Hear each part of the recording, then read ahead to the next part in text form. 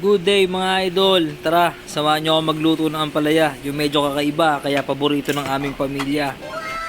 Kamatis, pampakinis ng iyong kutis. Sibuyas, para sa relasyon mong medyo minamalas. Bawang, para sa mga naging jowa mo na lagi na lang naaaswa. Kahit anong karne, pwedeng pwede.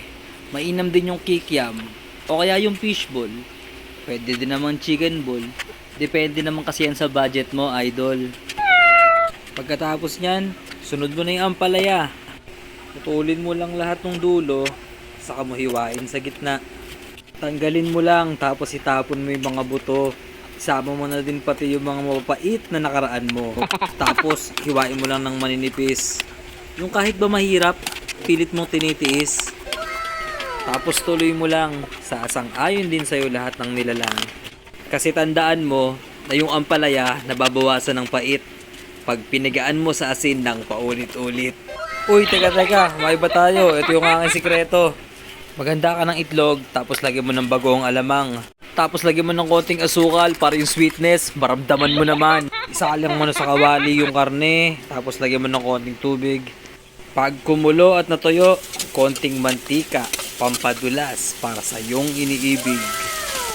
Hintayin mo lang na medyo matusta yung karne para mas malasa. Pag ganyan ang itsura, basta may gilid sa kawali, aba. Tapos, susunod mo na yung kamatis.